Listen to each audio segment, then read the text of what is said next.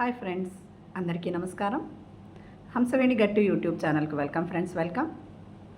ఇంతవరకు ఎవరైనా నా ఛానల్ సబ్స్క్రైబ్ చేసుకోకపోతే ప్లీజ్ సబ్స్క్రైబ్ మై ఛానల్. అలాగే లైక్ చేయండి, మరి షేర్ చేయండి మాస్టర్స్. అలాగే తప్పకుండా కామెంట్ కూడా చేయండి. మరి ఈరోజు మనం రెక్కల గుర్రం అంటే మన ఆశలకు ప్రతిరూపం రెక్కల గుర్రం. అంతే కదా, మన రెక్కల గుర్రం మీద మనకు కావలసిన వాళ్ళు వచ్చి మన కోరికలను తీరుస్తారు అని మనం అనుకుంటూ ఉంటాం కదా. తెలుగువారి కొత్త సంవత్సరం విశ్వావసు మన ముంగిటకు వచ్చేస్తోంది కదా ఫ్రెండ్స్. మరి ఉగాది, మరి కొత్త సంవత్సరం పేరు విశ్వావసు.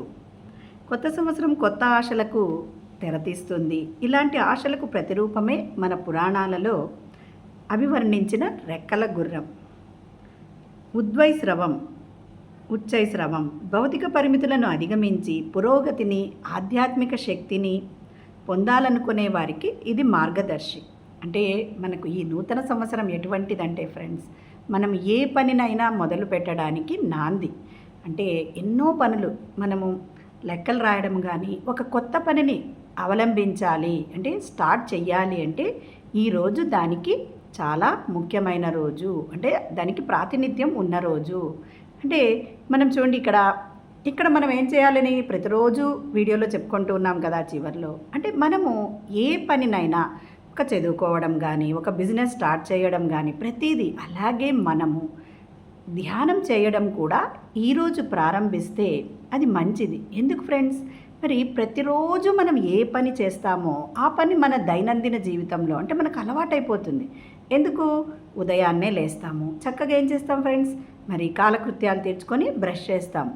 అంటే మన దైనందిన కార్యక్రమాల్లో మనం మన పని మొదలు పెడదాం.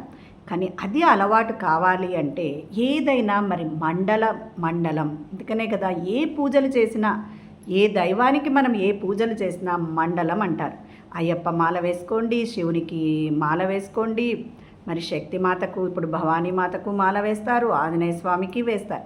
అంటే అసలు ఆ మాలను ఎందుకు వేస్తారో తెలుసా ఫ్రెండ్స్? మండలం అనేది ఎందుకు పెట్టారంటే మనకు ఆ పని అలవాటు కావడానికి. అంటే ఆ పని అంటే ఏంటి అంటే, ఇక్కడ మండలం అంటే మరి మనకు మంచి అలవాట్లు నేర్పించడానికి. మరి ఏం చేస్తారు, చక్కగా వాళ్ళు మండలము 41 రోజులు దీక్ష తీసుకున్న వాళ్ళు ఉదయాన్నే లేస్తారు, అభ్యంగన స్నానం చేసి చక్కగా పూజ చేసుకొని మరి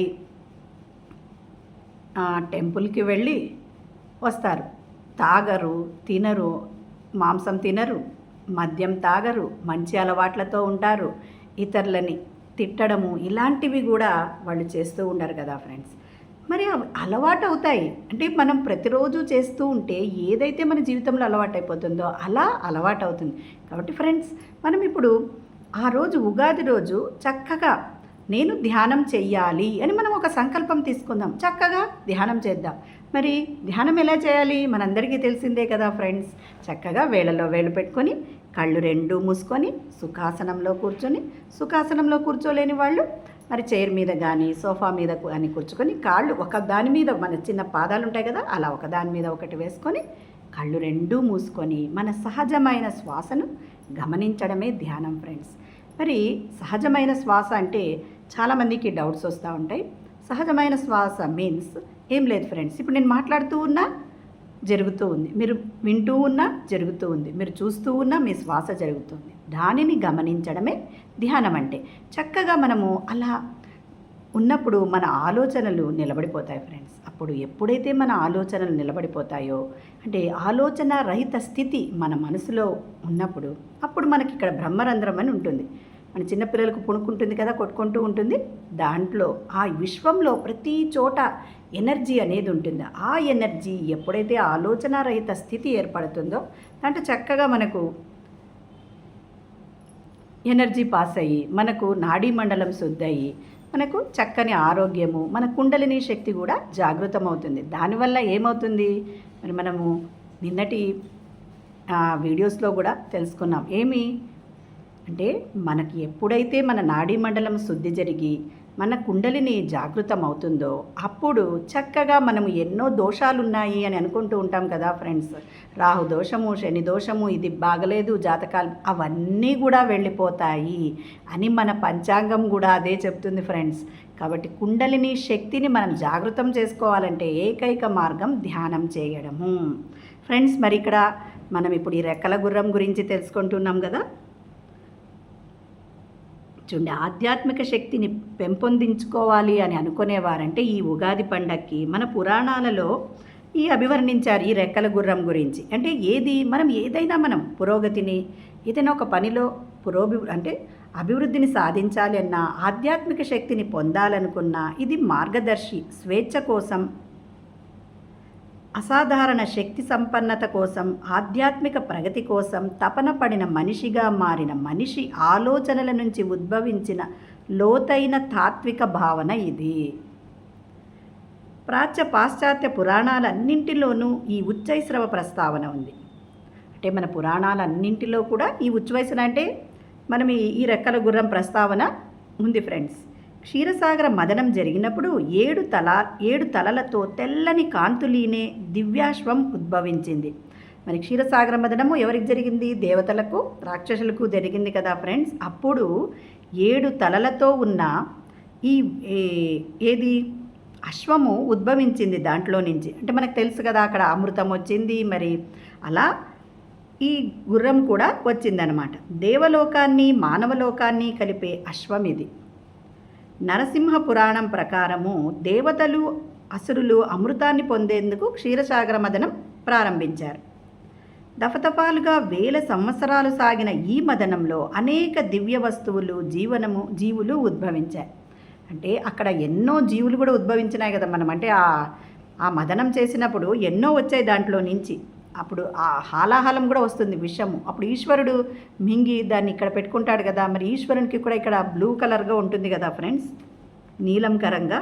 ఇలా రెండో మదనంలో బయటకు వచ్చినవి ఐరావతం, ఉచ్చైశ్రవం. రెండవసారి ఈ ఐరావతం అంటే మనకు తెలుసు కదా, తెల్లని గుర్రం. తర్వాత ఈ ఉచ్చైశ్రవం అంటే ఈ రెక్కల గుర్రం. ఐరావతం ఐశ్వర్యానికి ప్రతీక, ఉచ్ఛ్వైశ్రవం స్వేచ్ఛకు, పరాక్రమానికి, ఆధ్యాత్మిక శక్తికి ప్రతీక. చూడండి, ఐరావతమేమో సంపదలకు ప్రతీక అన్నమాట. ఇది మరి ఈ ఉచ్ఛ్వైశ్రవం అంటే మనం ఇక్కడ గుర్రం, ఆ రెక్కల గుర్రం. ఇదేమో స్వేచ్ఛ, పరాక్రమం అంటే ధీరము, ధైర్యానికి, ఆధ్యాత్మిక శక్తికి గుర్తుగా తీసుకుంటారని చెప్తున్నారు. దేవి భాగవతం 6వ అధ్యాయంలో దీనికి సంబంధించిన ఒక కథ ఉంది. ఒకరోజు సూర్యపుత్రుడు రేవంతుడు ఉచ్చైశ్రవాన్ని ఎక్కి వైకుంఠానికి వస్తాడు. ఆ అశ్వం అందానికి లక్ష్మీదేవి మంత్రముగ్ధురాలై తనని తాను మర్చిపోయి చూస్తూ ఉండిపోతుంది. విష్ణువు ఆమెను అనేకసార్లు పిలుస్తాడు, ఆమె పలకదు. దీనితో విష్ణువుకు కోపం వచ్చి, అశ్వాన్ని చూసి మైమరిచిపోయావు కాబట్టి నువ్వు భూలోకంలో అశ్వరూపంలో జన్మించు అని శపిస్తాడనమాట. అప్పుడు శ్రీవిష్ణువును లక్ష్మీదేవి వేడుకుంటుంది, భూలోకంలో నాతో సమానమైన కుమారుడిని పొందినప్పుడు మళ్ళీ నా సఖిగా చేరతావు అని విష్ణువు చెప్పాడనమాట. అని లక్ష్మీదేవికి అనుగ్రహిస్తాడు. మనస్సు నిలక్కడగా లేకపోతే అది ఎంత దివ్య సంబంధాన్నైనా దూరం చేస్తుందని ఈ కథ సారాంశం. అంటే ఇక్కడ చిన్న స్టోరీ కూడా మనకు చెప్పారు. అది ఎప్పుడు వచ్చింది ఆ రెక్కల గుర్రం అని చెప్పి, దాంతోపాటు దానికి అంటే ఆ మథనం, క్షీరసాగర మథనం జరిగినప్పుడు వచ్చింది. మన మనసు సక్రమంగా లేకున్న సమయంలో మనము ఎంత బంధం అంటే మరి విష్ణువు లక్ష్మీదేవి అటువంటి వాళ్ళనే, అంటే అక్కడ మనసు నిలకడగా అటువంటి సంబంధాన్ని కూడా దూరం చేస్తుంది. కాబట్టి మన మనసుని నిలకడగా పెట్టుకొని మనం కూడా చక్కగా మన సంభాషణను మాట్లాడాలి. ఎప్పుడు మనం ఇతరులని అనడము, నేను రైటు అనేది చాలామందిలో ఉంటుంది ఫ్రెండ్స్. నేనే రైటు, నేను చెప్పిందే జరగాలి అనే కాన్సెప్ట్తో చాలామంది జీవిస్తూ ఉంటారు. మరి ధ్యానం అంటే ఒక్క శ్వాసను గమనించడమే ధ్యానం కాదు ఫ్రెండ్స్. మన మనసును, మన భావోద్వేగాలను ఎప్పుడూ కంట్రోల్లో పెట్టుకోవాలి. అదే ధ్యానం అంటే ఫ్రెండ్స్. ఓన్లీ నేను ధ్యానం చేశాను, నేను గంట చేశాను కాదు. నీకు నిలకడగా ఎంతసేపు నిలబడింది నీ మనసు మీద ఆధిపత్యాన్ని సంపాదించడమే ధ్యానం అంటే ఫ్రెండ్స్. ఓకేనా friends? Thank you very much. మరి ఒక వీడియోలో తప్పకుండా మనము మంచి టాపిక్స్ తెలుసుకుందాం. మరి చక్కగా ధ్యానం చేయండి, ధ్యాన ప్రచారం చేయండి, మరి సబ్స్క్రైబ్ చేయండి, షేర్ చేయండి ఫ్రెండ్స్. మనం చక్కని జ్ఞానాన్ని ఇతరులకు అందించిన వాళ్ళం అవుతాము. Thank you.